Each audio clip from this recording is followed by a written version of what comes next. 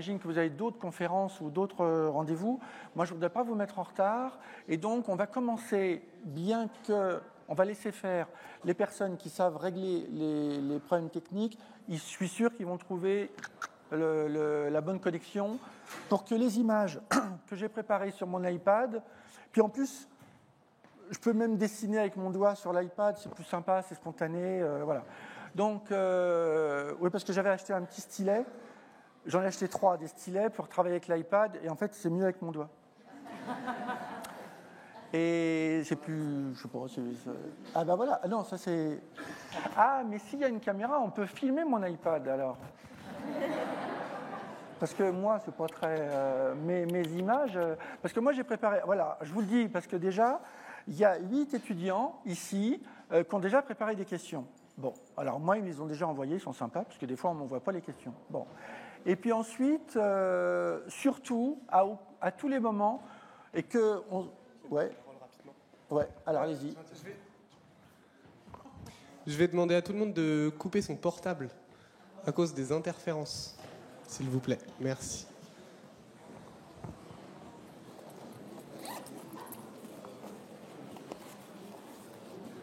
Excusez-moi, je suis sur une page, je ne sais pas trop comment revenir. Attendez, je crois que c'est comme ça. Ah, voilà. Okay. Vous venez, là, et voilà.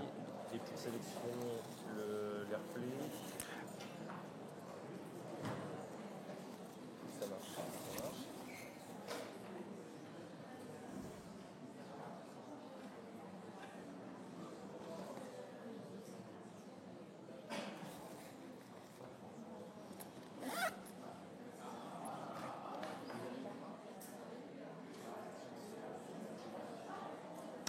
Et puis, alors donc, il y a 8 étudiants qui ont déjà préparé des questions, mais très franchement, mon boulot, vous allez vite comprendre que, et je parle en présence de mon assistante Maïté, qui sait à quel point ce que c'est que le travail bordélique d'un dessinateur, elle sait ce que c'est que le bordel ambiant de la création d'un dessin, et que vraiment, faites-vous plaisir, toutes les questions, il n'y a pas de questions taboues. Si vous comprenez, s'il y a quelque chose que vous voulez revenir sur un aspect qui a été mal, trop survolé, on revient dessus et vraiment, on est dans la spontanéité la plus totale, je vous le dis, parce que c'est un peu un problème, c'est que mon travail, il est toujours dans la spontanéité, ce qui fait que à la fois c'est jubilatoire, c'est sympathique, mais c'est pas très facile non plus à vivre parce que il faut que je m'adapte à mille situations, y compris d'ailleurs celle-ci. Mais c'est pas grave, ça fait partie. Et d'ailleurs, pour vous dire à quel point j'ai toujours des plans B, des plans C, des plans voilà, j'ai toujours des dessins. J'ai toujours des feutres, et même l'écran qui ne sert à rien, si je dois dessiner sur l'écran, je dessinerai sur l'écran. Oui, parce que si je dessine sur le bois, je m'en fous du bois, mais ça ne se verra pas, alors que l'écran, il est blanc. Voilà, bon. Enfin, je dis que je m'en fous, c'est pas vrai.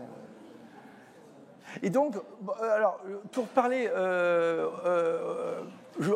de l'audace, alors évidemment, moi j'ai préparé des dessins. J'ai préparé des dessins que j'imagine qui peuvent vous intéresser. Et à la fois, j'ai aussi apporté des dessins de l'association que j'ai fondée avec Kofi Annan quand il était secrétaire général de l'ONU. Au niveau du son, ça va, c'est bon? Et au fond aussi, c'est bon? Voilà, merci. On a créé une association qui s'appelle Cartooning for Peace. Et donc, je vous montrerai ce que c'est que d'être audacieux, parce qu'être audacieux, je vais vous dire, à la Sorbonne, en 2014, très franchement, oui, il y a 1000 audaces, certainement. Mais c'est autrement plus intéressant de savoir qu'est-ce qui est audacieux aujourd'hui en Iran, aujourd'hui en Chine, aujourd'hui dans le Maghreb. Voilà, je vous montrerai tout à l'heure des dessins de dessinateurs du Maghreb dont on s'est occupé la semaine dernière. Il y en a un qui est sorti de Libye parce qu'il avait fait des dessins contre les milices libyennes. Et donc, il est dans le collimateur. Et donc, depuis un mois, il risquait sa vie et sa famille risquaient sa vie tous les jours. Donc ça, au niveau de l'audace, je vais vous montrer des dessins. C'est quelque chose. Et puis, j'ai entendu « Ok, ça marche, ça c'est bon ». Non, je dis ça pour... Et puis, surtout, on va parler du rôle du dessinateur de presse, mais finalement, on s'en fout du dessinateur de presse, parce que le dessinateur, qu'est-ce que c'est? C'est quelqu'un qui exprime, on est quoi? On est 300 dans la pièce, on est 300 à avoir des opinions qui sont en osmose, ou pas du tout en osmose, ou contradictoires. Et je trouve que le dessinateur, aujourd'hui, eh bien, il est capable de dire des choses que les autres médias ne sont pas capables de dire. Par exemple, par la parole, par exemple, quand j'avais rencontré Arafat il y a 20 ans, il y a plus de 20 ans, mais il m'avait dessiné...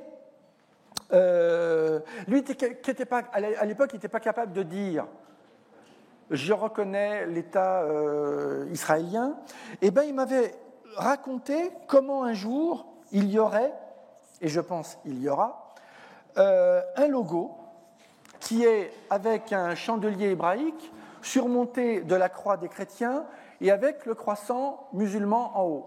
Et il m'a dit, ben voilà, et c'était en 91, l'euro n'existait pas, mais nous, l'euro, bon, c'est un symbole qu'on connaît tous, eh bien, lui, il avait déjà imaginé, avec les Israéliens de manière secrète, bien entendu, puisqu'on est en 91, on est 2 ans avant les accords d'Oslo, il m'avait raconté comment il avait imaginé, avec les Israéliens, la prochaine monnaie du Proche-Orient pacifié. Et comme on était en 91, et puis qu'après il y a eu les accords d'Oslo en 93, avec Yitzhak Rabin, avec Shimon Peres, avec Arafat, quand ils se sont retrouvés avec Bill Clinton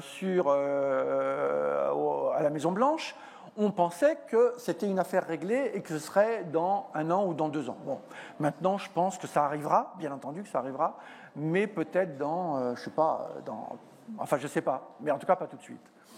Mais à la fois, c'est pour vous dire que le rôle moi je suis dessinateur, lui il me prend des feutres des mains, et finalement je m'aperçois que lui qui n'est pas capable de dire « je reconnais le peuple israélien », il me fait ça. Donc ça veut dire qu'il y a un langage, et j'apprends que ce langage qui m'est familier, le dessin, m'apprend tous les jours à essayer de mieux comprendre comment nous, on est 300 dans la pièce, maintenant on est 400, on arrive à communiquer, ou on peut essayer de communiquer. Et là tout à l'heure on était dans un taxi, et le chauffeur qui était black, il me raconte, alors je discutais, on discutait du Front National, et il me disait « Ah, j'espère que le Front National va l'emporter ». Alors moi j'étais derrière, je disais « Qu'est-ce qu'il raconte lui ?» Et voilà. Donc évidemment je n'étais pas d'accord avec lui, mais je trouve formidable de pouvoir avoir la chance de pouvoir échanger avec des gens qui ne sont pas d'accord avec moi, bien entendu, mais qu'est-ce que ça peut faire pourvu que ce qu'il a là dans le ventre, apparemment il l'avait là, il est sorti là, mais souvent on rencontre des gens, ça reste là. Et je trouve que c'est pas bon. Et vous aviez une question qui était drôlement pertinente.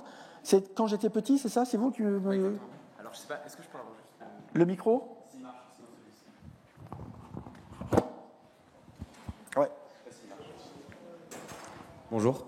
Donc en effet, oui, je vous avais posé une question sur votre jeunesse. Donc je m'appelle Raphaël, je suis étudiant en école de commerce à l'ESCP Europe et j'ai fait une licence de philo à la Sorbonne. Alors je ne sais pas si on vous a envoyé cette question, et désolé pour la citation, mais Picasso disait qu'il avait mis toute sa vie à savoir dessiner comme un enfant. Et donc je voulais simplement savoir si aujourd'hui vous pensiez dessiner avec l'audace de votre jeunesse. Et donc votre rapport à la prise de risque, est-ce que ce que vous aviez lorsque vous étiez jeune, vous le mettez maintenant dans vos dessins? Est-ce que c'est une façon pour vous maintenant d'exprimer l'audace que vous aviez lorsque vous étiez jeune? Voilà le sens de ma question.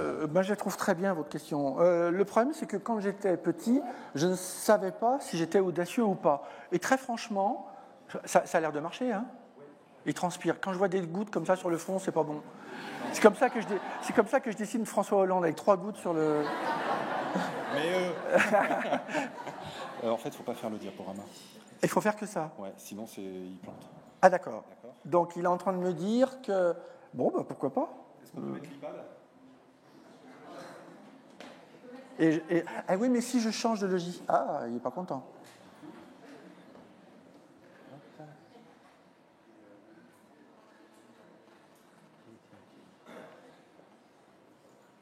Alors, un détail, je vous le dis, un détail, c'est qu'il y a 20 ans, quand je faisais des conférences, il y avait le truc tout con qui s'appelle le rétroprojecteur. Dans n'importe quelle école, j'avais des gamins de 8 ans, de 12, il y avait pas... Là, maintenant, je vous le dis parce que moi, j'ai beaucoup de respect pour la technique et j'ai un fils qui travaille dans la technique et j'aime ce travail-là. Mais en fait, je me rends compte que maintenant, pour communiquer, on est de plus en plus dépendant de régies qui font que ce qui était spontané avant, alors c'est hyper formaté parce que comme tous, dans 5 minutes ça va marcher, même s'il fait les yeux comme... on dirait Hollande est en train de regarder la courbe du chômage.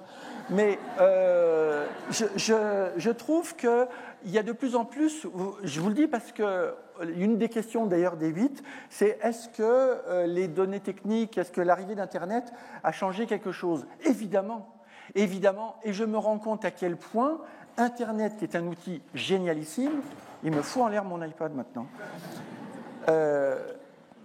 Allez-y. Je l'emprunte. Et en plus, il me l'emprunte.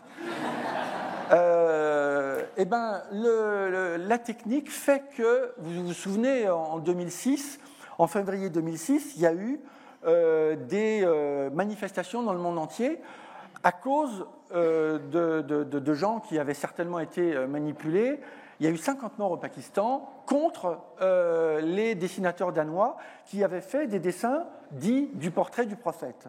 Et à Copenhague, ils étaient 12 dans un journal qui s'appelle le Jyllands-Posten et ils avaient fait 12 dessins dans une double page du Jyllands-Posten. Et ça a été non pas des dessins en réalité contre le prophète, parce que qu'est-ce qu'ils pouvaient en savoir ? C'était 12 Danois et moi-même, qu'est-ce que j'ai à dire sur le prophète ? Mais c'était des 12 dessinateurs qui s'étaient réunis, comme je les vois, je vais souvent à Copenhague, et je vois que ces dessinateurs ont une vraie vie, je dirais, de leur métier de dessinateur, et ils se voient régulièrement. Et ils s'étaient dit, enfin, il y en a marre, on ne peut plus dessiner un minaret, on ne peut plus dessiner une synagogue, on peut plus... Et ils ont dit, on n'a qu'à faire une page, une double page dans le Jyllands-Posten sur... Et puis il y en a un qui a dit, on n'a qu'à faire le portrait du prophète, il y en a marre, eh oui, on va faire le portrait... Bon. Et alors, le grand choc d'Internet, c'est que là, je vous parle de jeunes, et de moins jeunes d'ailleurs, qui sont presque comme s'ils étaient ici dans cette salle ou dans un café à côté de l'Odéon. Mais c'est fini maintenant. Avec Internet, les dessins qu'ils ont faits pour ce journal, ils ont été diffusés dans le monde entier du coup. Et comme il y a eu des manipulateurs entre les deux qui se font passer pour moyenâgeux mais qui ne sont pas du tout moyenâgeux, ils ont utilisé les dessins. Ils ont même rajouté un truc que je ne connaissais pas, qui existe je ne sais plus, dans le sud de la France, qui s'appelle le cri du cochon. Il y a un concours du cri du cochon. Bon, ouais. Alors, ils se mettent un groin avec un élastique, comme ça, et puis ils font « Oh, je ne sais pas quoi ». Et donc, ils ont rajouté ça en plus, pour dire, non seulement ils se moquent du prophète, mais en plus, ils se moquent du porc, Évidemment, tout ça était une énorme manipulation. Je vous dis, il y a eu des morts un peu partout, et toutes les ambassades dans le monde entier européennes, toutes les ambassades étaient... Je devais faire une expo à Beyrouth, bien entendu que l'ambassadeur m'a dit « Oh, on arrête, on ne peut pas aller plus loin ». Et donc, c'est là où le choc pour moi, et finalement, j'ai alerté Kofi Annan, quand il était à l'époque encore secrétaire général de l'ONU, c'est qu'on s'est dit, là, il s'est passé quelque chose. Parce que le 11 septembre 2001, d'accord, le drame, la tragédie, le choc. Mais le 11 septembre de la pensée libre, il a basculé le jour où ces dessinateurs ont été l'objet de fatwas. Quand je suis allé, il n'y a pas très longtemps, à Copenhague, il y a quelques mois, je suis allé voir Kurt Vestergaard, qui est le dessinateur qui avait fait un dessin qui est assez connu, qui avait fait un turban avec une bombe à l'intérieur. Quand je suis allé le voir dans sa maison, à 2 heures de Copenhague, sa maison, elle était truffée de policiers, la maison à côté truffée de policiers, et j'ai jamais pu parler avec lui seul à seul dans une pièce. Il y avait toujours un gendarme ou un policier avec une oreillette. Et 3 fois, d'ailleurs, il a été attaqué à la hache. Bon. Donc, c'est pour vous dire que cette liberté de penser, cette chape de plomb qui s'installe à Copenhague, mais qui s'installe un peu partout, eh bien, elle est en train de s'installer tout le temps. Et ça, c'est nouveau. Et je vous le dis parce que je suis tombé sur un reportage sur Louis de Funès hier, sur D8. Et j'adorais Louis de Funès. Et on dit toujours, je vous dis la phrase, ah oui, mais à l'époque de la Grande Vadrouille, à l'époque de Rabbi Jacob, on pouvait dire ceci, on ne peut plus le dire aujourd'hui.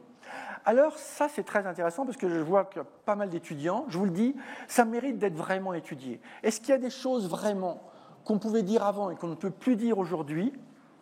Est-ce qu'il y a des choses qu'on ne pouvait pas dire avant et qu'on peut dire aujourd'hui ? Et en fait, ça marche dans les deux sens.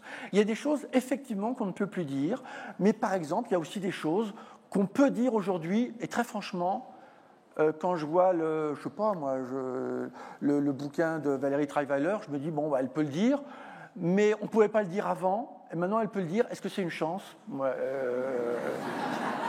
Et donc, je me rends compte que ça mérite quand même qu'on puisse s'en parler et que ce soit des chercheurs, des étudiants, des journalistes qui puissent essayer de savoir parce que à la fois, quand on dit dans la phrase, vous savez, dans Rabbi Jacob, quand De Funès, il dit quoi, Salomon est juif ? Et souvent, depuis, on me dit cette phrase, maintenant on ne pourrait pas le dire. Mais si, on pourrait le dire, bien entendu qu'on pourrait le dire.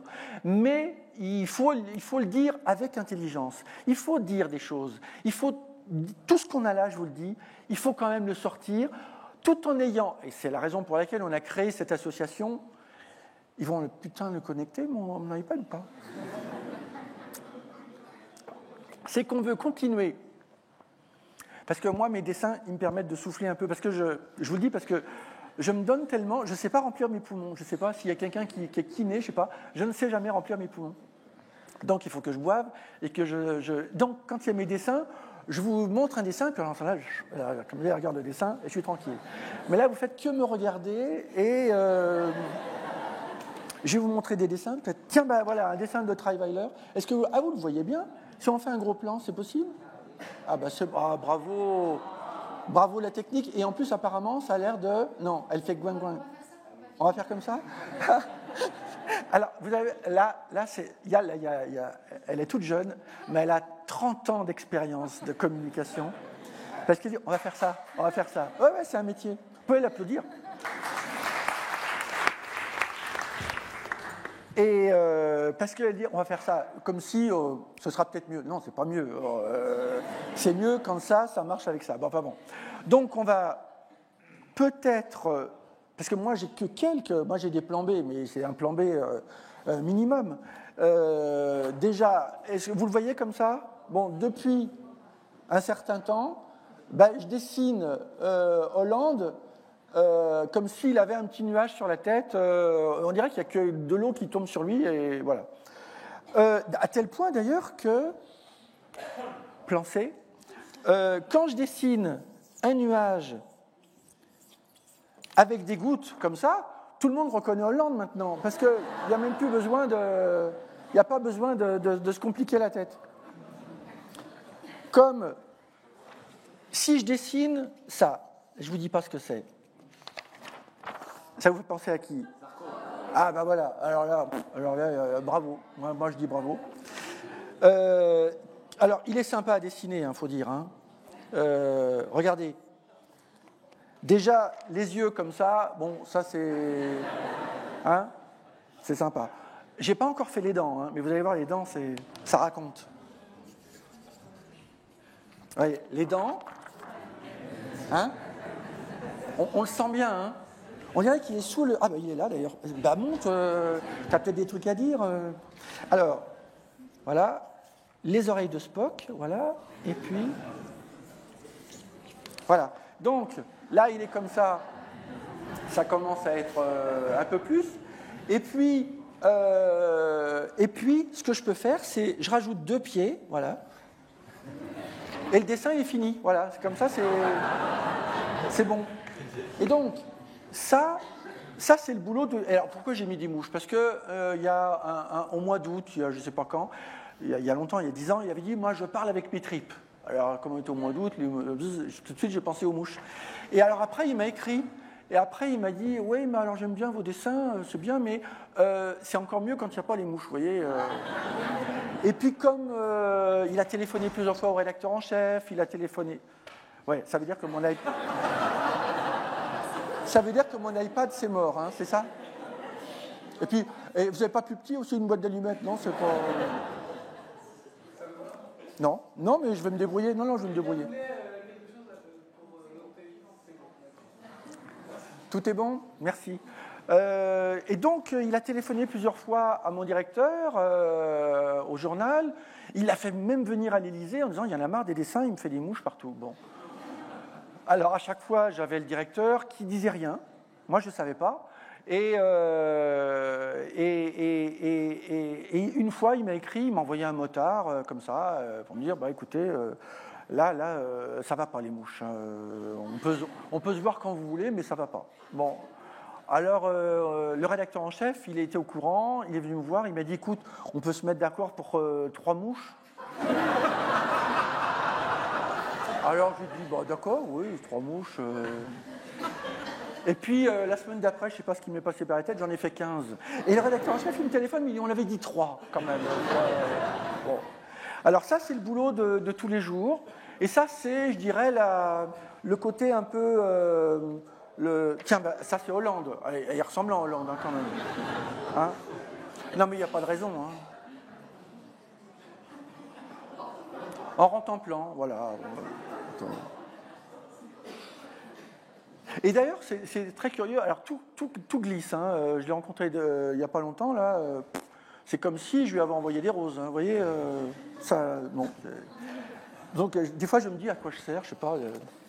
Mais là, par exemple, là, je l'ai fait un petit... là, je l'ai fait l'autre jour, là, comme ça, avec son petit nuage. Voilà, ça, c'est paru dans le Monde. Ça, c'est il y a plus longtemps. Ça, c'était au moment où... Alors, j'aime bien mélanger des choses qui n'ont rien à voir. Le pape, à ce moment-là, il avait dit un truc très gentil, pour une fois que je fais des dessins gentils sur le pape.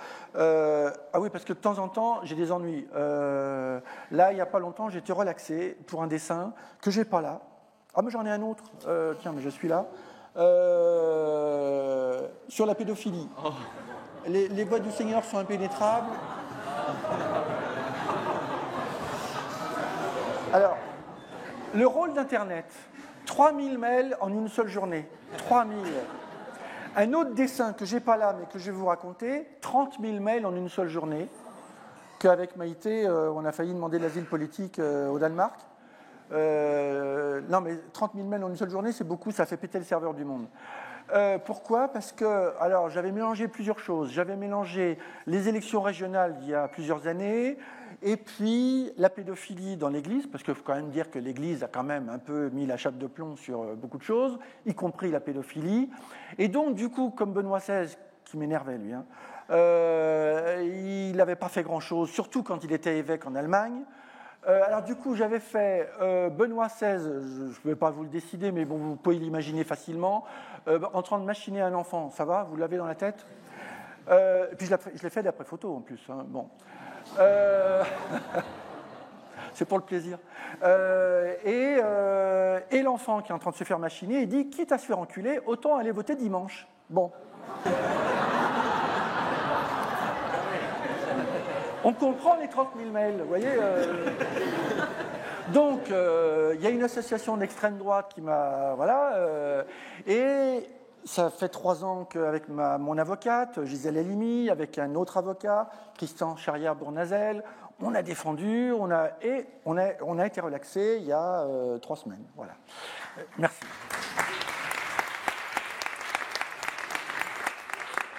Merci, mais très franchement, quand je vois l'huissier qui arrive avec le papier bleu et qui dit « Bonjour monsieur », alors maintenant les huissiers, ils arrivent avec un casque, on ne sait plus si c'est François Hollande, j'ouvre la porte, et bonjour, vous avez je sais pas quoi, une assignation, je sais pas quoi, et en général, parce que ça m'est arrivé plusieurs fois, ils se cassent en courant parce qu'ils ne savent pas si je vais mal les recevoir.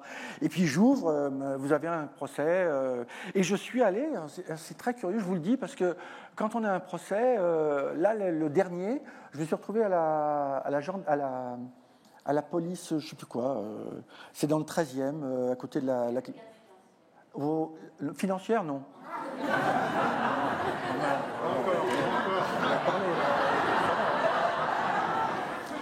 Non, c'était une brigade, mais je ne sais pas quoi. Et des mœurs.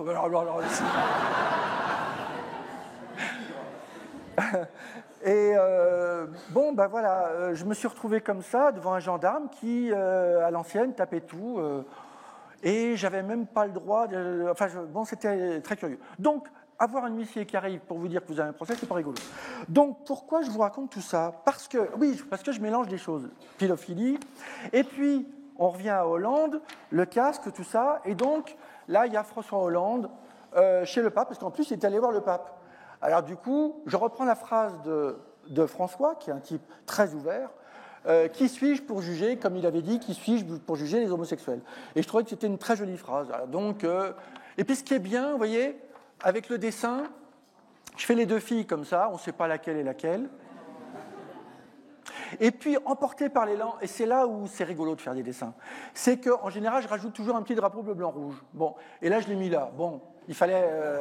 j'avais pas de place ailleurs, je l'ai mis là. Bon, bah, et ça c'est le boulot voilà. Et c'est là où c'est très intéressant de dire je suis responsable de tout dans mon image. C'est-à-dire que même quand le rédacteur en chef, il reçoit mon dessin et qu'il me dit t'es sûr, le drapeau, là, ouais, j'ai bien réfléchi. Eh ben, c'est drôlement agréable d'aller jusqu'au bout des choses. Et souvent, quand je parle avec des dessinateurs, des dessinatrices, et je leur dis, bah, voilà, quand vous avez un dessin, vous allez jusqu'au bout de ce qui est votre pensée. N'allez pas forcément... On peut dessiner, on peut dézinguer qui on veut en dessin. Et c'est presque trop facile. Et justement, l'objet de l'association, c'est d'essayer de faire, d'asticoter tout le monde, d'énerver, hein, on le voit avec Sarko, ça marche, mais de faire, ou avec Martine Aubry, je l'avais dessiné en éléphant, c'est un éléphant du PS. Et alors, ça c'est drôle, parce que je l'ai appris longtemps après, on était dans le journal, et il y a le directeur de la rédaction il vient jamais me voir l'après-midi. Et tout se passe le matin, puisqu'on boucle à 10h15, et il vient me voir dans mon bureau, il me dit « Il y a un problème, Jean, avec Martine Aubry. » Je dis « Ah bon ?»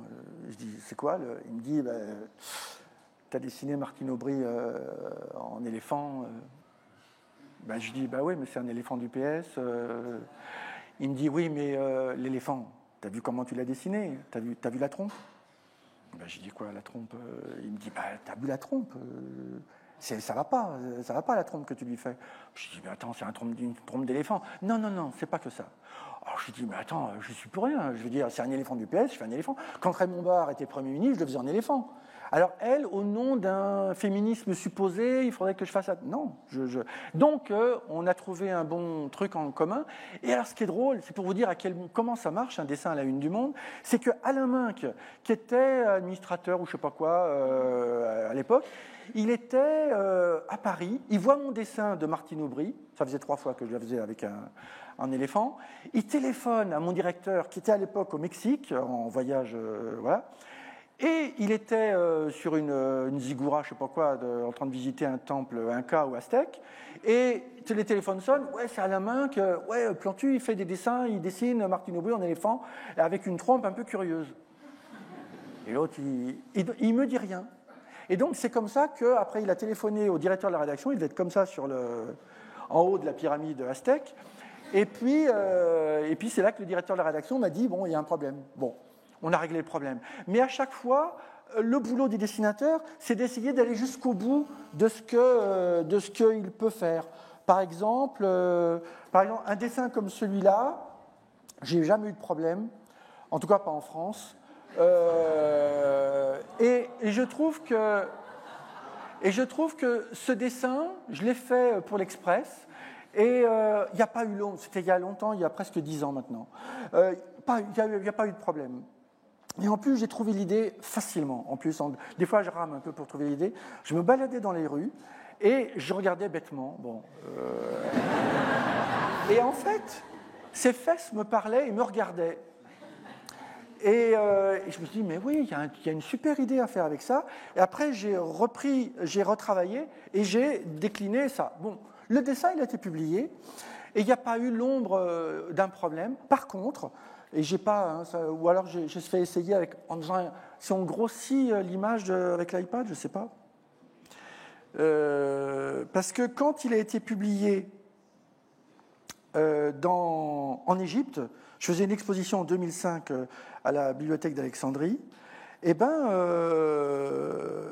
ce dessin a valu au rédacteur en chef des menaces de mort sérieuses. Et donc, ça, c'est là où je me rends compte. Est-ce que si vous arrivez à faire un gros plan comme ça, c'est bon comme ça? Oh, on ne voit pas très bien. Je ne sais pas, bon. Ah oui, très bien, bravo. Et ce journal a été publié en Égypte, et là, c'était avant février 2006, et c'est là où je me suis rendu compte que, là maintenant, avec Internet, plus un manipulateur, on peut connaître des difficultés de plus en plus scabreuses, et ce qui fait que cette expo que j'ai faite avec le dessin que je vous ai montré à la bibliothèque d'Alexandrie, très franchement, si le directeur d'Alexandrie me proposait la même expo, bien entendu que ce dessin-là aurait un problème. Et ça, il y a des choses qu'on pouvait faire avant, il y a des choses qu'on ne peut plus faire aujourd'hui. Des choses que je peux faire dans mon journal, des dessins sur la burqa. Je trouve qu'un dessin comme celui-là, il passe, j'ai pas trop de problèmes, ça va. Mais, alors d'autant plus qu'il est assez équilibré, parce qu'on peut y voir donc la fille qui est dans la cage, celle qui lui dit c'est quoi ce nouveau truc, et puis elle dit c'est ma religion. Mais du coup, il est assez équilibré, et ça c'est le boulot un peu que j'aime faire dans ce boulot de dessinateur, c'est d'éviter de stigmatiser. Là où on a quelque chose à inventer, c'est d'éviter de stigmatiser telle religion, telle ethnie. D'abord, il n'y a pas de raison. Et en plus, si on montre un aspect de cette religion, à ce moment-là, essayons de nuancer quelque chose, et le décor est là pour ça. Ce qui fait que je fais une petite beurette qui regarde et qui commente, et qui déjà est carrément intégrée. Et puis celle-là qui dit « au purée », j'ai fait exprès qu'elle dise « au purée », parce qu'on peut imaginer que c'est une petite malienne qui est déjà tellement intégrée qu'elle dit « au purée ». Et donc, ça montre un petit peu toutes les facettes de l'intégration ou la non-intégration. Je considère qu'une fille qui se met en burqa en France, on ne peut pas dire qu'on ait réussi l'intégration. Mais moi, mon boulot, c'est de dire ce que je ressens et de le faire à la une du Monde pour qu'on puisse... Parce que finalement, le dessin, hop, il s'en va. C'est rien du tout un dessin. Pourvu qu'au bout du compte, il y ait un débat. Et c'est ça l'objet du dessin de presse, c'est de faire des débats. Alors évidemment, pour reprendre l'expression l'audace, évidemment, l'audace en Égypte, ce serait de faire ce dessin-là aujourd'hui à Alexandrie ou au Caire. Et moi, je pense que l'audace, c'est peut-être de trouver un petit peu plus d'intelligence et de se dire, il y a des gens qui ont une croyance, ils pensent, comme il y a des gens qui pensent que Jésus-Christ a marché sur l'eau, je respecte leur croyance. Comme il y a des gens qui pensent que se moquer ou du visage du prophète, ou de se moquer de ce qu'ils croient être une moquerie contre une religion, alors qu'en fait c'est contre une atteinte aux droits des femmes, tout simplement. Moi, c'est ça qui me mène du matin au soir. Ce n'est pas une histoire de religion. Quand je fais le dessin que je vous ai montré de celle-là, pour moi, ce n'est pas une affaire de religion, c'est une affaire de société et de droits des femmes. Et bien ça c'est nouveau, et c'est ça qui me permet de penser autrement mon boulot et de me dire, peut-être l'audace, c'est d'aller en Égypte, d'aller faire une exposition, de pas forcément mettre sur les murs un dessin comme celui-là tout de suite, mais peut-être que dans le débat, peut-être que si je suis en direct à une émission de télévision, de dire que je peux dire beaucoup de choses. Et d'ailleurs, je peux même rendre service à une des filles qui était dans la salle à Alexandrie, qui m'a dit, mais c'était très pertinent ce qu'elle m'avait dit. Elle m'a dit, mais regardez, la fille qui est en bas là, vous pensez que elle est voilée, vous pensez que, avec votre regard occidental, qu'elle est obligée, que c'est son père, que c'est ses frères, et vous croyez que je suis si différente de cette fille?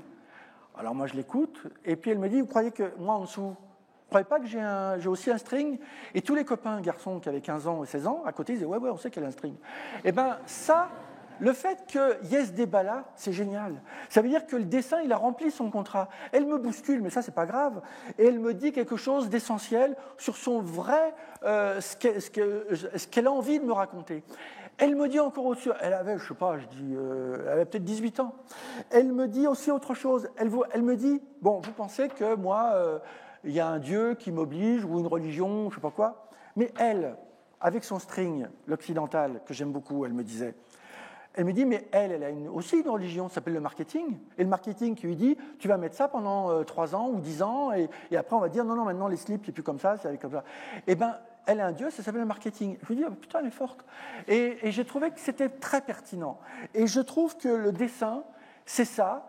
Et je trouve que l'audace, aujourd'hui, ce serait de faire en sorte qu'on puisse, je ne sais pas moi, de faire vivre la liberté d'expression. Je vous montre encore un ou deux dessins, mais je peux peut-être tout simplement répondre à des questions, puis après vous me direz, vous avez d'autres. Mais par exemple, là, quand Malala, la petite pakistanaise, qui vient d'être, qui a le prix Nobel de la paix, bon, bah, du coup, je la dessine comme ça. Elle se lève le matin, il y a les journalistes, elle est comme ça du matin au soir. Ensuite, à la sortie de la mosquée, il y a tous les journalistes qui ensuite, elle est à l'ONU. Ensuite, elle est avec Ben Ki-moon à New York. Ensuite, elle prend son avion, elle est sur le tarmac. Et puis là, il y a un gars qui dit « Et toi, petite fille, et toi, tu fais quoi, petite fille ?» Et elle dit « Je milite contre le travail des enfants. » Bon, bah, c'est vrai que... Bon, bah, voilà, j'utilise quelque chose... Je trouve qu'elle est sympathique, et puis je vais au Pakistan en février. Bon, ben, j'espère que j'aurai la chance de pouvoir parler avec des petites filles, des jeunes filles au Pakistan pour parler de la liberté d'expression des filles. Et ça fait partie du boulot et de la connexion qu'on peut faire, nous, parce que nous, qu'est-ce qu'on est ? On est des dessinateurs, Cartooning for Peace, Dessin pour la paix, et à chaque fois, on essaye de faire en sorte de faire des ponts entre les religions, entre les régions, entre les cultures, avec des juifs, des chrétiens, des musulmans, des agnostiques. On a même un gars qui est mormon. Vous voyez, je veux dire, il est dessinateur et il est mormon. Il se balade avec une petite fiole. Là, une petite fiole d'huile. Je dis, qu'est-ce que tu fous avec ça ? Et il me dit, bah, tu sais, je suis aussi prêtre. Je dis, putain, on a un prêtre maintenant, les dessinateurs. Et quand il y a quelqu'un qui est malade, eh ben, il lui met un peu d'huile sur le front et voilà. Ah, et tout à l'heure, je vous disais, les croyances, moi, j'essaye de ne pas humilier les gens qui croient, mais par exemple, sur Jésus-Christ, là, qui marche sur l'eau, je vous disais, on a un dessinateur, alors il y a une manière, je vous dis, il faut trouver l'audace, c'est aussi de trouver une intelligence pour dire des choses, avec des choses qui flirtent avec l'interdit. Il y a un dessinateur chez nous, à l'association, il s'appelle Lou, que j'adore, il est formidable, il a dessiné Jésus-Christ qui marche sur l'eau. Et il y a les apôtres qui nagent à côté de Jésus-Christ et qui lui disent « Mais t'es con, elle est bonne !» Bon, ben, j'adore. Voilà. Et c'est pas méchant. Et ça marche très bien. Alors, je peux vous montrer d'autres dessins, mais je peux aussi répondre à... Le micro, il est... Vous l'avez ? Vous répondiez à la mienne aussi. Ah, j'ai pas répondu. Alors, j'aimerais... Alors... Non, c'est juste... C'est pour ça que j'ai raté mes études. Merci. J'ai raté mes études parce que les profs me disaient... Mon vrai nom, c'est Plantureux. Et les profs me disaient, Plantureux, répétez ce que je viens de dire. Et c'est marrant parce que cette phrase que vous dites, vous n'avez pas répondu à mes questions, vous n'imaginez pas le nombre de fois où on me le dit, ça. Je ne veux pas vous faire culpabiliser. Je vous assure, je crois sincèrement. C'était quoi votre question ? Ah, vous l'avez vraiment oublié ? Quand j'étais petit, je sais pas quoi. C'est ça ? Non, en gros, enfin, désolé pour la citation, mais je disais que Picasso disait qu'en gros, il avait mis toute sa vie à dessiner comme un enfant. Et je voulais simplement vous demander si aujourd'hui, c'est vrai, si aujourd'hui, en fait, si vous aviez gardé l'audace de votre jeunesse, est-ce que l'audace que vous aviez dans votre jeunesse, si vous en aviez une, est-ce que vous la mettez aujourd'hui dans votre... Je vous taquine. Est-ce que de quelle façon vous la mettez dans vos dessins ? Est-ce qu'elle s'émousse pas au fil du temps ? Est-ce que vous restez aussi audacieux que lorsque vous étiez jeune ? C'est une excellente question. Maintenant, il faut y répondre. Voilà. C'est ça. D'abord, quand j'étais petit,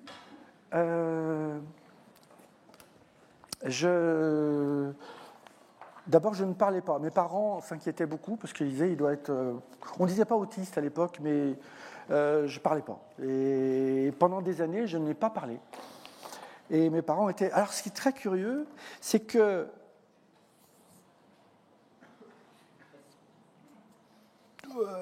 J'étais pas méchant, j'étais un gentil, voilà.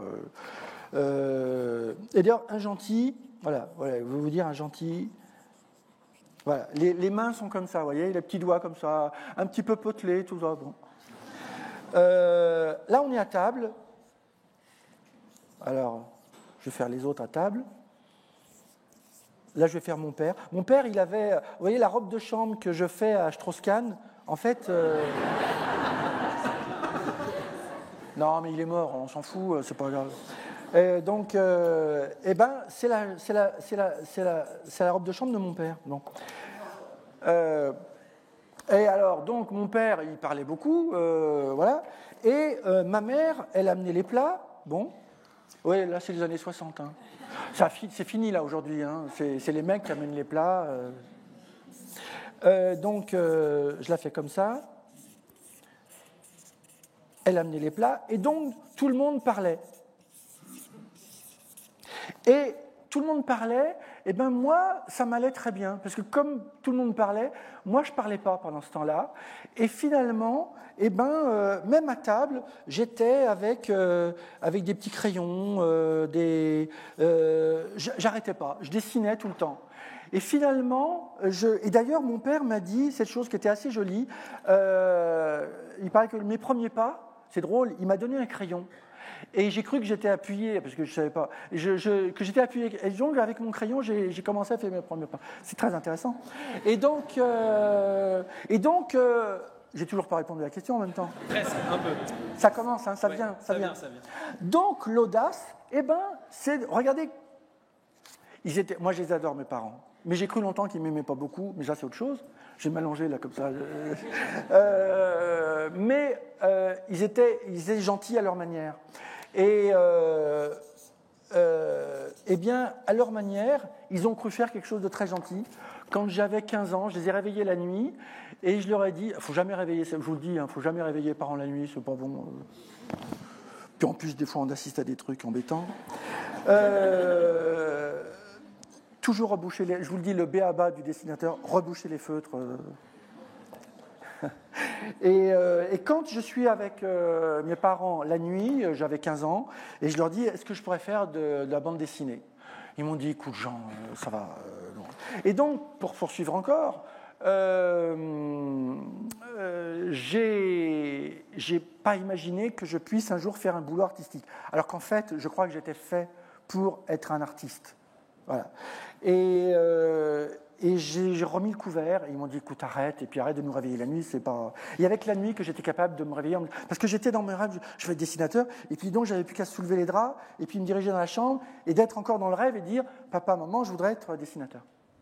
Et puis, après, comme je vous dis, malheureusement, j'ai raté toutes mes études, j'étais au lycée Henri IV, en plus, pas loin. Ah non, j'ai tout raflé jusqu'au... Merde, j'ai un trou dans la poche. J'ai un truc qui est là, c'est quoi? Ah, c'est le... Et donc, je les vois la nuit et ils me disent, écoute, termine tes études, tu viens d'être viré du français, tu viens d'être viré du latin, tu viens d'être viré en maths, j'étais viré de tout.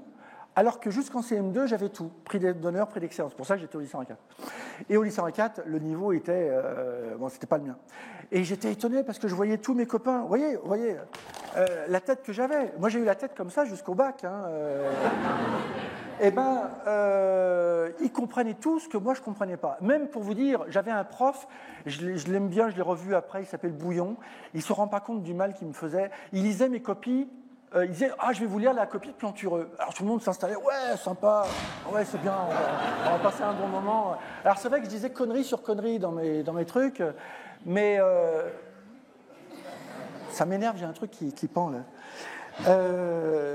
Et donc, j'avais même, pour la Révolution française, j'avais même inventé un parti qui était le parti des républicains monarchistes.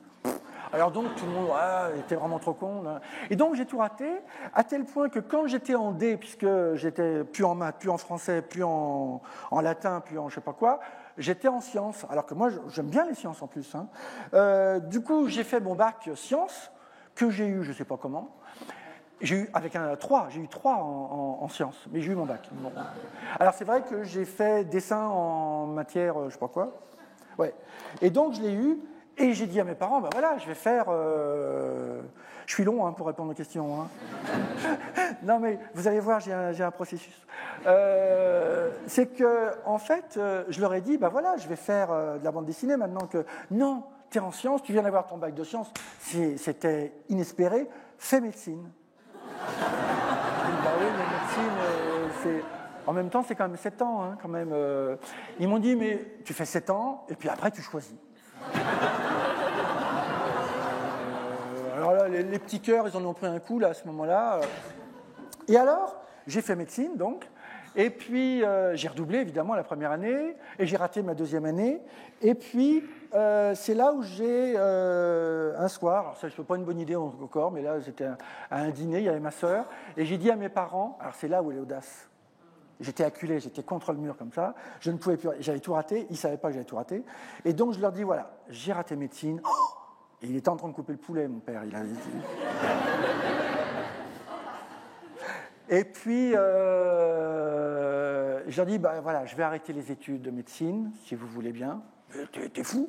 Alors, mon père était rouge, donc feutre rouge. Donc, voilà, ça c'est mon père. Je vais même rajouter une dent comme ça, voilà, une dent comme ça. Voilà. Et donc,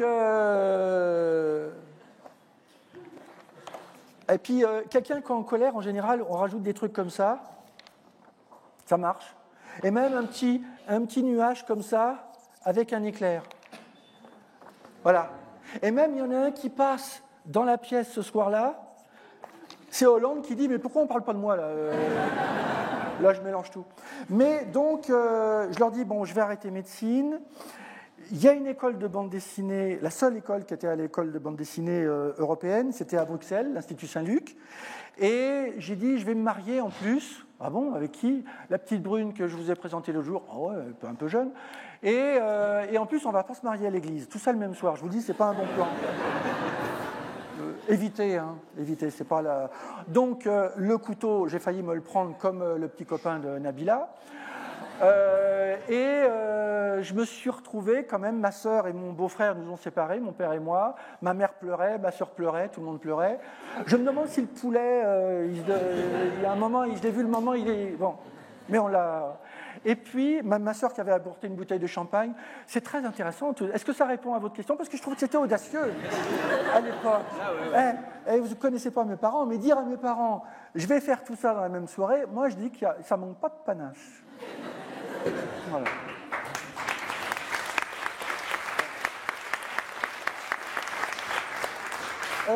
Une autre question, ou des 8 étudiants, ou de vous, hein, parce que là, je vois qu'il y a plusieurs personnes, mais vraiment, vous me dites quand vous le sentez. Vous avez compris que c'était un peu un happening cet après-midi, donc voilà, je laisse faire. Et puis... Bonjour, Bonjour. Je voulais juste vous poser une question assez simple vis-à-vis des dessins qui font parfois polémique ou même je vois pas. qui ont vocation ou non de faire débat. Ouais. Je voulais juste savoir, est-ce que ça vous est arrivé de dessiner par énervement oui. et dans le but de blesser? Est-ce que c'est arrivé? Non, dans le but de blesser, non. Non.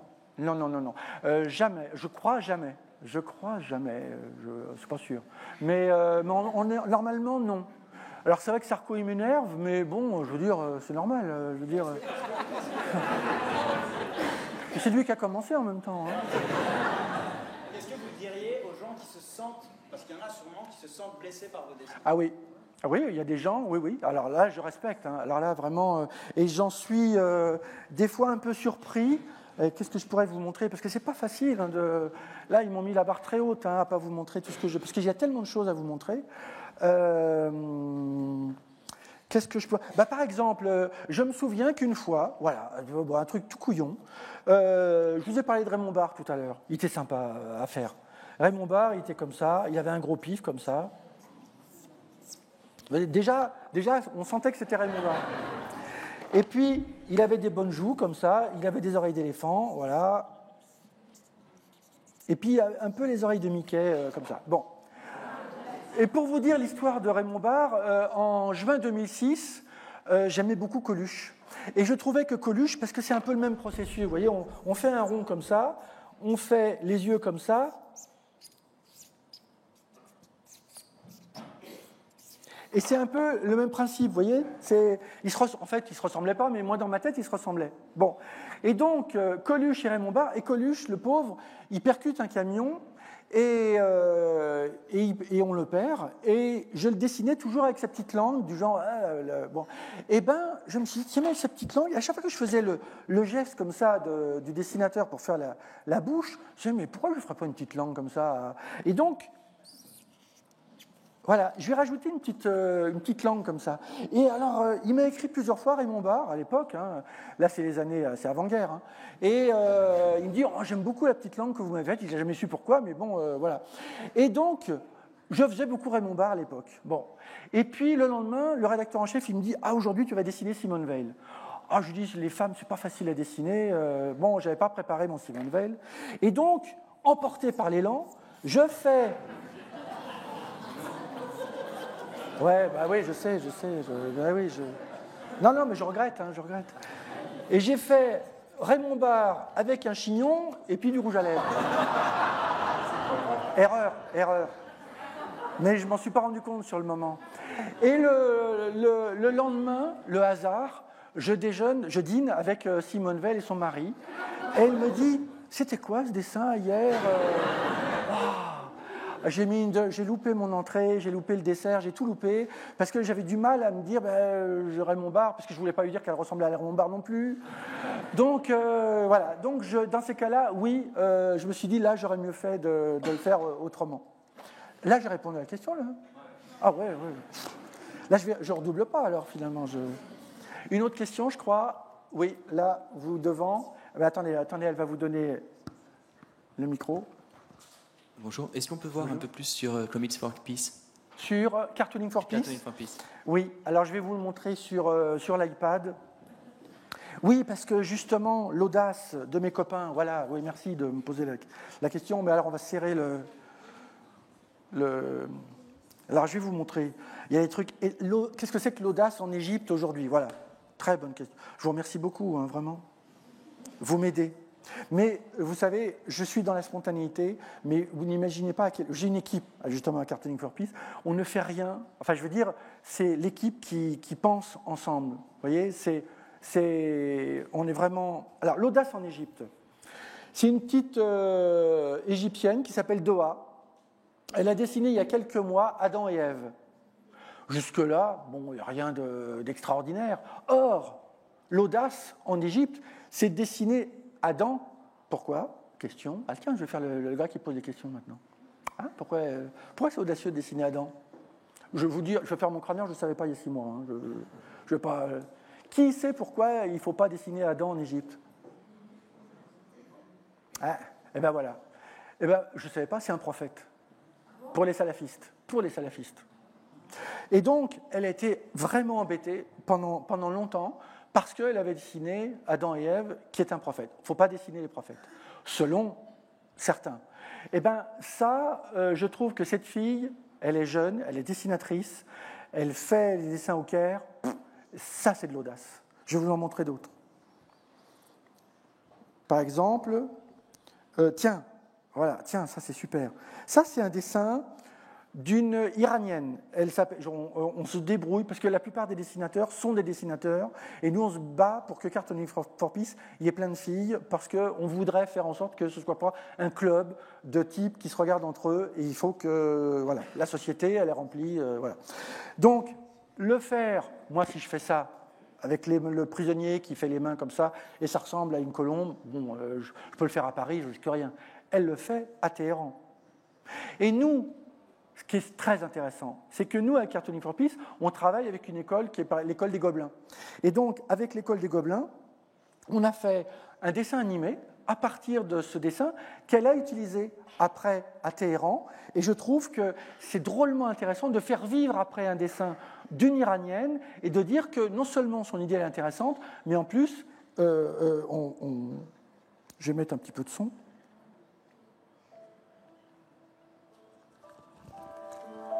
Il y a un peu de piano.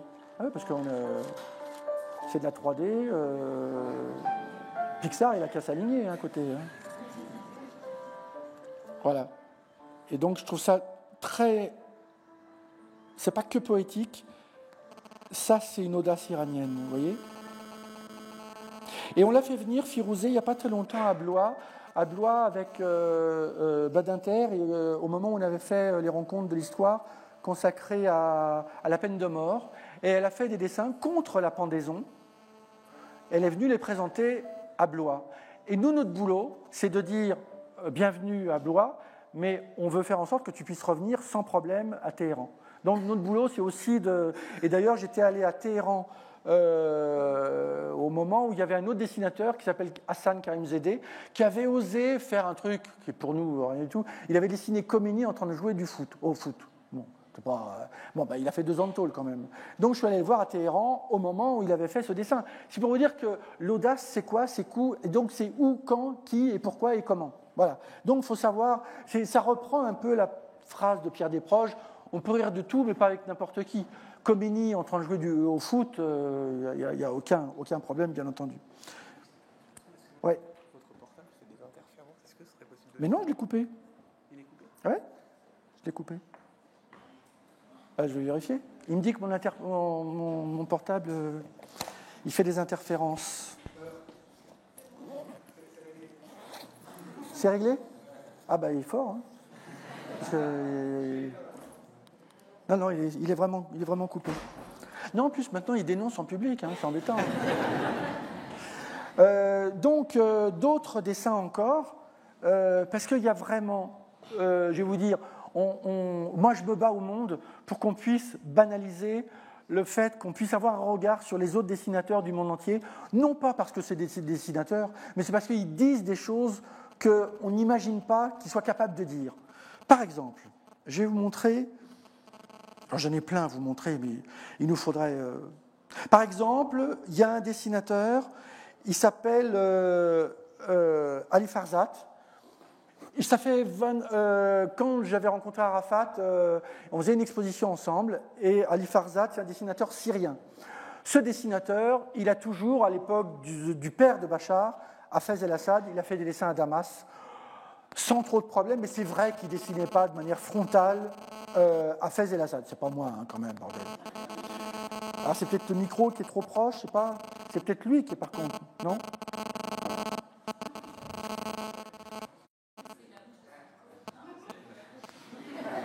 Ouais, je ne suis pas que dessinateur, je suis aussi technicien.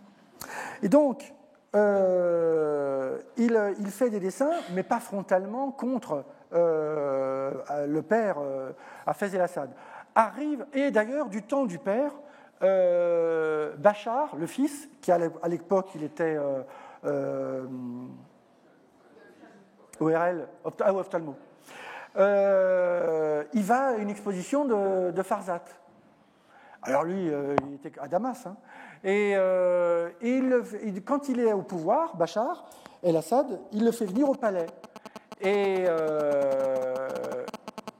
ne sais pas quoi. Hein. Et si vous sortez de la pièce, non ? Non, je dis ça pour rire. C'est peut-être... Ah, il va... L'iPad, comment tu veux. Ah, mon iPad. Ah oui, non, c'est pas... Non, vous avez raison. Je vais le mettre en mode avion. Vous avez raison. Ah, c'est ça. Excusez-moi. Non, parce que je vous ai bien... Non, ça va. Là, il est en bon avion. C'est bon ? Et donc, lui, Farzad, il fait des dessins, et emporté par l'élan, comme il est reçu plusieurs fois au palais, il fait des dessins aussi sur Bachar. Et il dit, tiens, je vais faire le... Et moi, il nous envoie ces dessins tout le temps. Et je lui téléphone, je lui dis, mais t'es où là? Il me dit, je suis à Damas. Mais je dis, mais je suis pas fou quand même. Là, tu es en train de faire des dessins sur Bachar al-Assad. Il me dit, oui. Et je lui dis, mais fais gaffe. Hein, Alors donc, ça, c'est les dessins qu'il faisait quand il était dans son journal. Ça, c'est Farzat avant. Et ça, malheureusement, c'est Farzat après. Ils l'ont arrêté, ils lui ont mis un sac poubelle sur la tête, ils lui ont brisé toutes les phalanges et ils l'ont laissé pour mort, comme ça, sur la route. Et donc, maintenant, il va mieux, il est au Koweït. Et donc, l'audace en Syrie, c'était de faire le portrait du prophète, le portrait de Bachar el-Assad, mais à la fois, il y a un chanteur, l'audace d'un chanteur à Damas, ça a été de faire des chansons contre Bachar en 2011. Et qu'est-ce qu'il a fait, Bachar? Il a envoyé des sbires. Ces sbires ont arraché les cordes vocales du chanteur, qui est mort. Donc l'audace, vous voyez, il y a beaucoup de choses qu'on peut dire en Europe de l'Ouest, même si des fois, je regrette, moi je me bouscule, j'essaye de bousculer beaucoup les médias pour qu'on puisse avoir plus d'audace, parce qu'on devrait pouvoir tout dire dans nos médias actuels. Or, on s'interdit de dire beaucoup de choses aujourd'hui, et c'est là où il y a un boulot formidable, audacieux, du côté des jeunes, pour réinventer des médias différents. Je pense qu'on est à la fin d'un processus, qu'il va y avoir un 11 septembre des médias, parce qu'il faut absolument changer les habitudes. Le marketing passe devant la ligne éditoriale, trop souvent. Et ça, c'est notre combat. Faire des leçons à l'Iran, faire des leçons à la Chine, commençons déjà par chez nous, parce que le marketing, il est vraiment passé devant. Et je peux vous montrer plein d'exemples. Mais là, il faudrait vraiment qu'on se revoie. Vous voyez, par exemple, quand on fait des rencontres comme l'année dernière, on était à Tunis et on réunissait plein de dessinateurs de tout le Maghreb, parce qu'on essaye, et on a fait un film d'ailleurs, que vous pourrez avoir en DVD à partir du 2 décembre, et puis ça passera à la télévision. Un film sur les dessinateurs de Cartooning for Peace. Eh bien, ce dessinateur qui est là, au milieu, il s'appelle Nizar. Eh bien, la semaine dernière, on s'est débrouillé avec toute l'équipe de Cartooning for Peace. Alors, évidemment, on n'a pas des moyens logistiques incroyables, mais on a plein de téléphones, on connaît tout le monde, on a ameuté tout le monde, les ambassadeurs personnellement, de Libye, de Tunisie, de l'ONU, de Bruxelles, des droits de l'homme, d'Amnesty International, de Reporters. Eh bien, résultat, depuis la semaine dernière, il s'est réfugié parce qu'il avait fait un dessin contre les milices djihadistes en libyenne. Et là, il risquait trop pour sa vie, pour son gosse, son garçon et sa femme. Donc, ce qu'il fallait, c'est pas seulement qu'il sorte de Libye pour aller en Tunisie, mais qu'il puisse sortir avec son enfant et sa femme. Voilà. Ça, c'est le boulot de ces dessinateurs. Qu'est-ce qu'il y a? Ah, un autre dessinateur, il est palestinien. Il s'appelle Baha Boukari. Il est à Ramallah.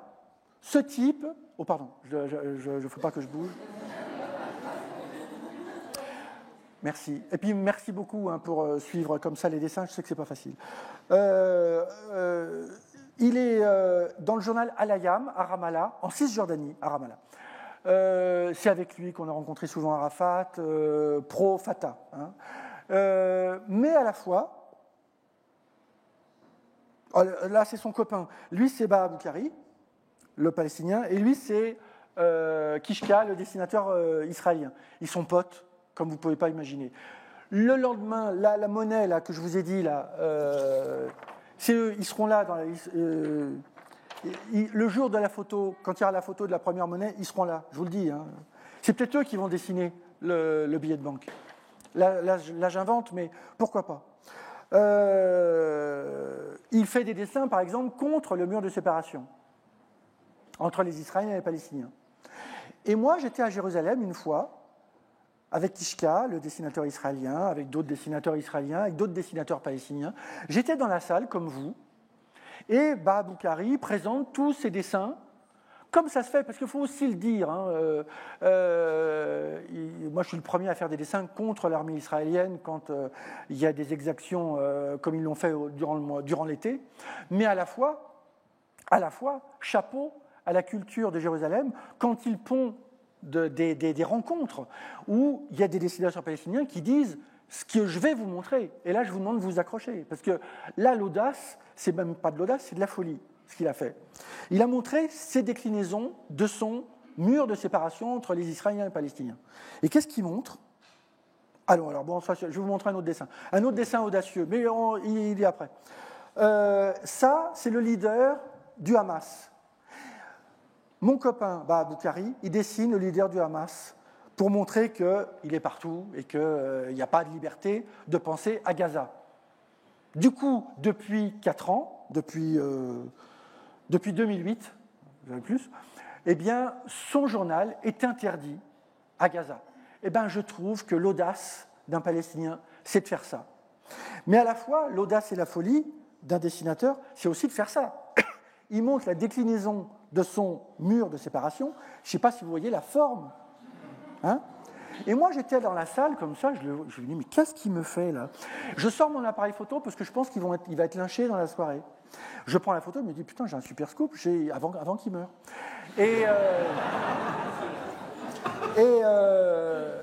Et vous me croirez si vous voulez, 300 personnes dans la salle, on est à Jérusalem, les gens quand ils voient ça, ils font oh !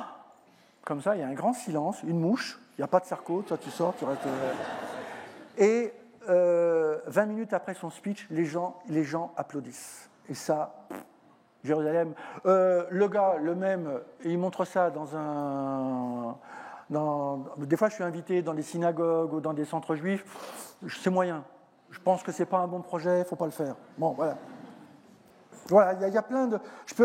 Alors ça, c'est un dessin que j'ai fait il y a 1 an et qui montre voilà, un État palestinien est caché dans ce dessin. Sauras-tu le retrouver ? Eh bien, ce dessin, je l'ai fait dans l'Express, il n'y a pas de problème, évidemment. Alors, de temps en temps, évidemment, bien entendu, qu'à chaque fois que je fais un dessin comme ça, il faut que vous le sachiez, hein, je me fais traiter d'antisémite, bien entendu. Ça fait partie du job. Mais je me retrouve avec Shimon Peres il y a quelques mois, et très gentiment, on parle, il me fait goûter du vin de... Non, je cherche, non, c'est pas grave. Comment ça s'appelle ? Le vin du Carmel, il aime beaucoup, très bon, je vous dis, c'est un bon vin. Il débouche une bouteille, tout ça. Alors, on parle, tout ça. Et puis, je lui dis, moi, je fais ce dessin-là. Alors, bon, ambiance quand même. Hein. Bon, voilà, c'est aussi...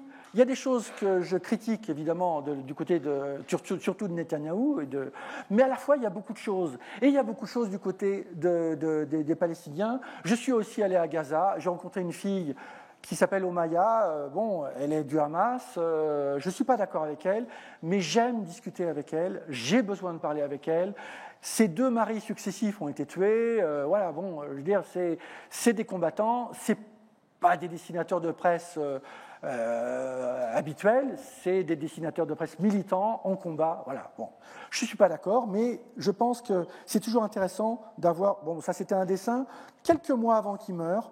J'avais vu Arafat, là c'est plus à Tunis, mais c'est à Ramallah.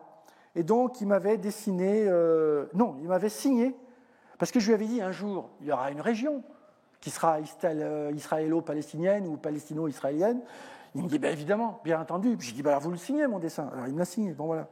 Mais tout ça, vous n'imaginez pas, je suis allé à La Haye, au Palais de la Paix à La Haye. Il y a plein de juristes qui sont prêts, ils travaillent là-dessus. C'est-à-dire que si vous regardez le 20h, vous voyez des horreurs, et malheureusement, il faut connaître ces horreurs, les tragédies. Mais à la fois, il n'y a pas que ça. Il y a tous ces gens qui sont en train de préparer la paix de dans 3 ans, de dans 10 ans, de dans 30 ans. Voilà. Et quand moi j'étais petit, que j'allais en Allemagne, que ma famille disait ouais, tu vas aller voir les Boches, tout ça, eh bien oui, mais aujourd'hui, quand vous allez faire un échange à Berlin, tout le monde trouve ça normal. Eh bien, dans X années, il y aura des petits Israéliens qui iront à Gaza, il y aura des petits Gazaouis qui iront à Jérusalem, à Haïfa, à Tel Aviv, voilà, et ce sera normal.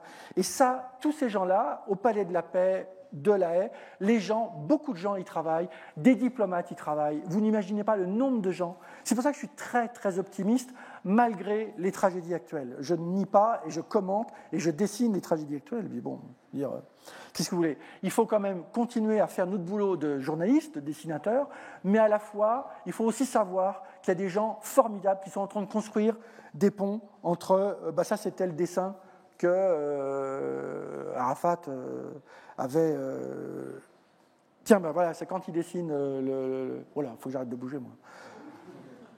Voilà, il avait fait...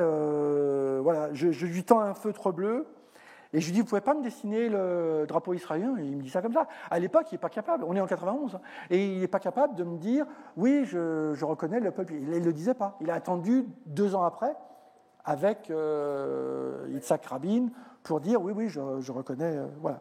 Et ça, en fait, comme j'avais toujours un plan B et un plan C, la première fois qu'il m'avait fait venir, c'était la nuit, j'étais dans mon hôtel, et on me téléphone, il est 3h du matin, on me dit, il y a Arafat qui veut vous rencontrer. Je dis, oh, c'est ça, le pape. Et donc, je téléphone à mon correspondant, Michel Deray, qui était le correspondant du Monde à l'époque, et je lui dis, mais là, il y a un gars, tel numéro, il s'appelle machin, et il me dit, oui, je le connais, vous pouvez y aller. Je dis, il est quand même 3h du matin. Hein. Donc, il y a une Peugeot pourrie qui vient me chercher, des Kalachnikov partent. Alors ça, c'est avec Shimon Peres. Ouais. Ouais, parce que du coup, je me suis dit, tiens, autant faire la boucle. Et puis c'est il y a 20 ans, hein, en même temps. Et donc, du coup, je me suis retrouvé dans une Peugeot pourrie, et puis je me suis retrouvé devant Arafat, et quand j'ai vu qu'il avait tellement d'idées, tellement de reproches à me faire, parce qu'il n'était pas d'accord avec certains de mes dessins, il adorait certains autres dessins, tout ça, je dis, mais attendez, calmez-vous, on va se revoir avec... Oui, parce que en plus je suis inconscient. Je lui dis, est-ce que je peux revenir avec 2 caméras, et puis on va faire un captage vidéo. Il m'a dit, il n'y a pas de problème. Alors, c'est ce qu'on a fait voilà, après. Qu'est-ce que je peux vous montrer d'autre? Non, je ne vais pas vous en montrer. Ah, ça, c'est un dessin audacieux. Audacieux, il ne devrait pas l'être. C'est un dessin de Jésus-Christ qui est en train de faire du surf sur le lac de Tibériade. Et si vous regardez bien, on ne voit pas bien peut-être, mais à gauche du dessin, on voit son auréole. Tellement il va vite, vous voyez? Bon, un dessin comme ça... Il n'y a pas photo, enfin bon, jusque-là, mais je veux dire, c'est pas dangereux. Merci. Figurez-vous qu'avant l'histoire des fatwas contre les dessinateurs danois, il y a d'autres barbus, il n'y a pas que les barbus d'une certaine religion, il y a des orthodoxes à Jérusalem, ils ont vu ça, ils ont fait une capture d'écran, ils ont fait un procès international, et le dessinateur autrichien qui s'appelle Haderer, 2 ans de prison avec... je confonds. C'est 6 mois de tôle, 6 mois de tôle ferme. S'il met un pied à Athènes. Donc pendant quelque temps, il n'a pas mis un pied à Athènes. Alors, évidemment, il n'avait pas non plus l'intention de visiter les temples, tout ça, mais quand même, je veux dire, il faut aussi savoir que la manipulation des barbus, ce n'est pas qu'une seule religion. Il y a des gens qui font ça très très bien. Et c'est pour ça que je piaffe et que je n'arrête pas d'essayer. Si vous avez des liens avec le ministère de la Culture, le ministère de l'Éducation, il faut faire en sorte que les jeunes ils sachent que Internet, c'est un outil génial, mais qui risque de devenir le maître. Un peu comme dans 2001, l'Odyssée de l'espace, vous savez, quand il est avec sa petite capsule comme ça, et que l'ordinateur ne veut plus le faire rentrer dans la capsule, parce que c'est l'ordinateur qui a pris la commande de tout. Eh bien, on est peut-être en train de se faire capter notre petit pouvoir par les ordinateurs. Et les ordinateurs, et c'est génial, la preuve, les connexions, pas toujours, mais en tout cas, il y a un truc à inventer, et en tout cas une pédagogie à inventer avec les jeunes. Est-ce que j'ai bien répondu à la question, ou est-ce que je vous montre encore d'autres dessins? Est-ce que vous avez d'autres rencontres, peut-être attendez-moi, pendant que vous posez une question, ouais, allez-y, moi je bois. Et j'essaye de remplir mes poumons. Et j'arrête dans combien de temps à peu près?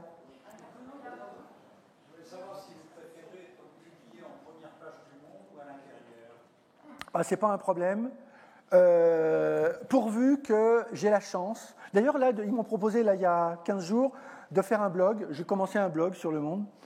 Et je vais vous dire, un camion, on pourrait même imaginer un camion qui se balade dans les rues avec une idée bien audacieuse sur, par exemple, un truc, genre un super, c'est pas un scoop, mais c'est un truc qui est passé complètement inaperçu.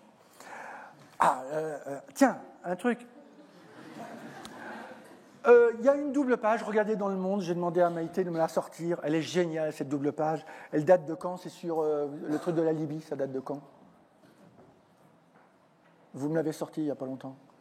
Vous savez, la double page sur le logiciel libyen de Kadhafi, avec la boîte française qui a vendu à Kadhafi le logiciel. Ça vous dit rien? Et si vous m'avez donné la double page? Bon, peu importe. On l'a en tout cas. Vous m'écrivez à Maïté, donc Léon. Son nom de famille, c'est Léon, léon@lemonde.fr. Donc, non, merci, je vous en prie. Donc, cette double page, elle va vous l'envoyer. C'est un PDF. Qu'est-ce qu'il raconte ce PDF? C'est une double page géniale du Monde. Il y a 2 journalistes qui ont fait le travail. Au moment où Kadhafi était au pouvoir, il y a un gars qui dirige une boîte. J'ai oublié son nom, mais très franchement, je m'en souviendrai, je balance là.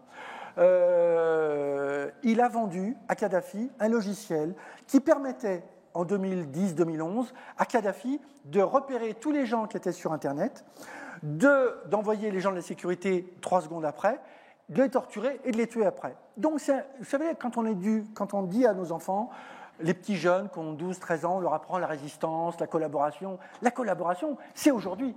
C'est-à-dire que les 30 000 militaires chinois qui ont un logiciel qui permettent aux militaires chinois de fliquer les Chinois qui écrivent sur le mot simple mot, le mot Tibet ou le mot démocratie, ce logiciel, c'est un logiciel français.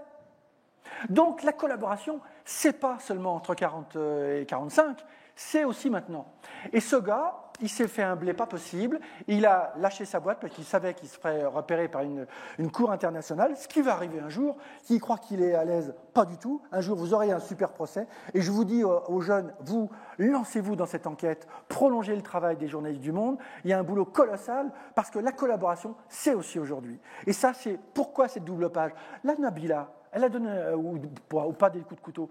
On va vous gaver avec Nabila pendant 3 jours. Est-ce qu'elle a donné ou pas? Et pendant ce temps-là, lui, il a changé sa boîte, il a dirigé une autre boîte, très connue, j'ai encore oublié son nom, d'informatique, et on n'en parle pas.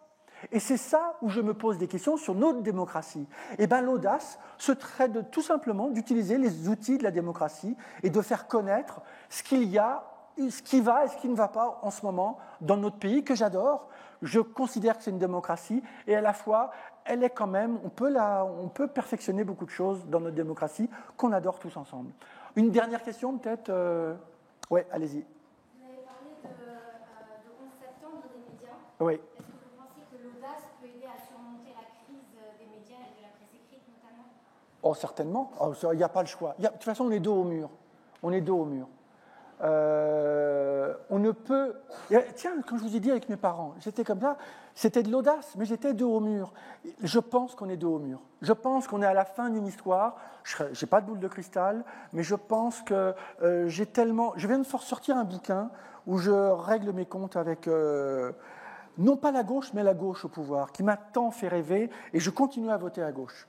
Mais elle m'a trahi plusieurs fois, elle nous a trahis plusieurs fois. Je parle de la gauche au pouvoir, tiens, regardez. Le vaisseau fantôme, moi je l'ai fait en 2012, ce dessin-là. Je l'ai fait pendant la campagne de Hollande.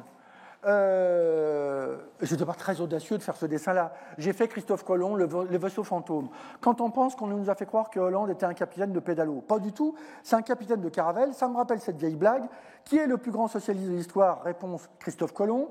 Quand il est parti, il ne savait pas où il allait. Quand il est arrivé, il ne savait pas où il était. Et tout ça avec l'argent des autres. Bon, ben voilà.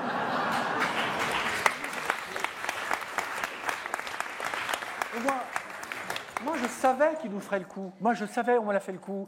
Le vote des étrangers, Jospin, il m'a fait le coup. Mitterrand, il m'a fait le coup. Je vous dis ça à moi parce que je le vis dans ma chair, mais tout le monde se vit dans sa chair. On se dit, mais pourquoi il a fait ça? Si c'était pas possible qu'ils ne viennent pas nous le dire, vous voyez? Moi, si c'est peut-être pas possible, il faut nous le dire. Je veux dire, c'est pas grave. Mais là, on est au bout de ce qu'on a pu imaginer dans les promesses de notre classe politique. Partout où je vais en province, la classe politique et la classe médiatique, ma famille, elle est vomie. Eh bien, il faut aussi se poser des questions. Et donc, je veux défendre les médias, mais je veux aussi que les médias comprennent qu'on est à la veille d'une révolution. Moi, quand j'ai commencé à travailler au Monde, au début, ben voilà, c'était ça. Un rédacteur en chef ou un journaliste au Monde, c'est ça. Le journaliste du Monde, il préparait son article en lisant le journal officiel ou évidemment en allant faire des enquêtes. Et bien aujourd'hui, maintenant, il prépare son article en lisant Valérie, en lisant Twitter, en lisant Closer et tout ça. Bon ben voilà, ça c'est un vrai problème de démocratie. Et ça, heureusement, j'ai la chance de le publier à la une du Monde. Et ça, je me rends compte que j'ai beaucoup de chance. Mais moi, mon combat au sein du journal, et ça répond un peu à votre question, j'ai compris seulement il y a quelques mois qu'en fait, le jour où je partirais, eh ben, ils n'ont pas du tout envie de mettre à ma place un autre dessinateur. Moi, j'ai plein de dessinateurs, des petits jeunes, à mettre à ma place. Ils veulent mettre une pub ou une photo sur Chanel ou je ne sais pas quoi. Eh ben, ça me crève le cœur de voir que le marketing puisse être plus fort que la force éditoriale d'un dessin. Et ça c'est un combat, c'est mon combat de tous les jours où je veux continuer à faire en sorte que l'image à la une du Monde soit aussi une image de temps en temps, je ne sais pas moi, qui soit une image, je ne sais pas moi, pas très dérangeante. Par exemple, celle-là, les frondeurs, bon, ça va, c'est pas... Mais à la fois, de temps en temps, il faut qu'un dessin, il soit au moment où il y a un combat à mener. Par exemple, quand on a un Français qui est décapité, là, il me laisse faire le dessin où on prend des risques, parce que ce jour-là, à l'entrée, la sécurité, elle est doublée. Mais je veux dire, il faut savoir laisser le dessinateur faire le dessin qui doit convenir en fonction de l'actualité. Et puis, je vous montre, je ne sais pas quoi, moi... tiens, un dessin où il n'y a pas de problème, où il n'y a jamais de problème.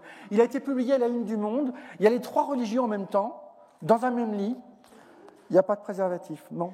Mais donc il y a l'imam, il y a le rabbin, et puis il y a l'évêque, et il dit on se revoit mardi, et l'évêque il dit je ne peux pas, c'est qui pour. Bon ben voilà, et ben un dessin comme ça, je vous le dis, quand on mélange les 3 religions, il n'y a pas de problème. Et ça c'est une astuce que je dis à mes copains dessinateurs, et d'ailleurs il y a un copain de Norvège, lui il a une bonne idée, il fait des portraits du prophète, mais floutés. Et quand il le floutait, ben c'est génial, il n'a pas l'ombre d'un problème. Ça, c'est aussi une astuce, vous voyez, contourner les interdits. Ah, on va se terminer sur 3 photos, et après on se dit au revoir. 3 photos que j'ai prises en Colombie. Pour vous montrer comment l'art, là je ne parle même plus du dessin, là c'est de la sculpture, mais des chansons, ça contourne tous les interdits. On est rempli d'une société pleine d'interdits. Eh bien, l'art contourne les interdits. On est à Medellín, c'était il y a 4 ans. À ce moment-là, il y avait les FARC, il y avait les narcotrafiquants, il y avait les paramilitaires. Je faisais une exposition, une rencontre avec des étudiants, et on me montre sur la place de Medellín cette colombe de ce grand artiste colombien, Botero, qui est immense. Voilà. Grand peintre et puis grand sculpteur. La mairie de Medellín, assaillie de 1000 intolérances, commande cette sculpture. Il fait la sculpture. Magnifique. Évidemment, qu'est-ce qui arrive au bout de quelques jours? Qu'est-ce qui se passe? Bien entendu qu'elle est explosée. Qu'est-ce que dit le maire? Il téléphone à Botero, il dit écoutez, on va l'enlever, on va en mettre une autre. Et Botero, génial, il dit mais attendez, bougez pas, ne changez rien, laissez-la, et on va en mettre une deuxième. Et bien depuis, il n'y a plus de problème. Et bien voilà, l'art est plus fort que l'intolérance. Et puis j'espère que vous allez faire une super révolution des médias. Et à bientôt.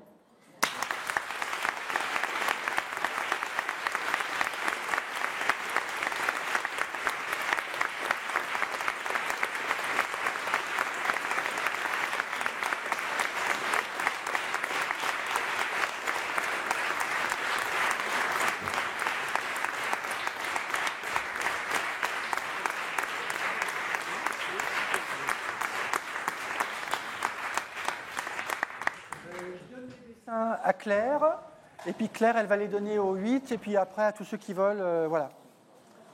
En tout cas,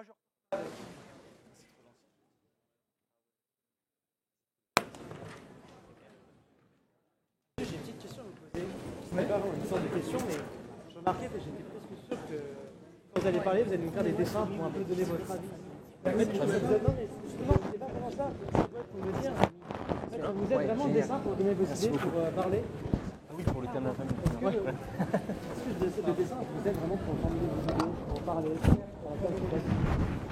Comment est-ce que le dessin vous aide pour parler? Ah oui, énormément.